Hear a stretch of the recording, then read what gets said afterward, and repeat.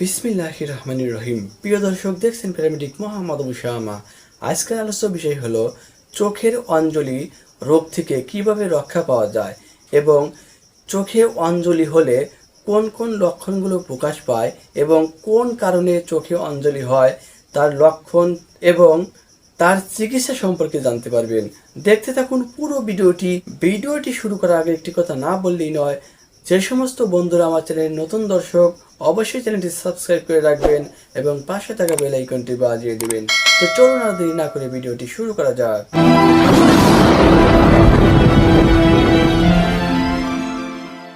প্রিয় দর্শক, আমরা অনেক সময় এই যন্ত্রণাদায়ক চোখের অঞ্জলিতে ভুগে থাকি। চোখের অঞ্জলি চোখের পাতার একটি রোগ।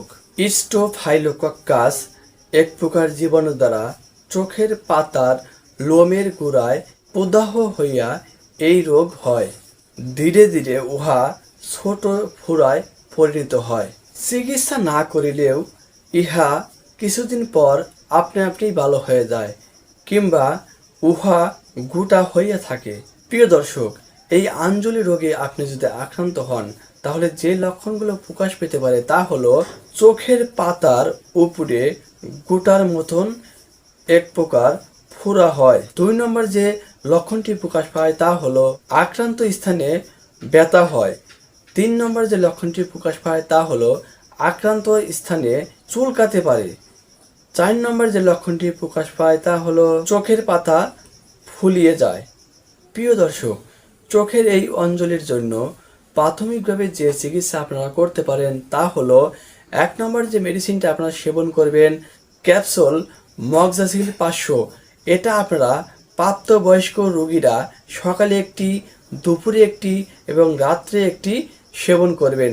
2 নম্বর যে মেডিসিনটা আপনারা সেবন করবেন তা হলো ট্যাবলেট অ্যালাট্রোল। এটা আপনারা সকালে একটি এবং রাত্রে একটি সেবন করবেন।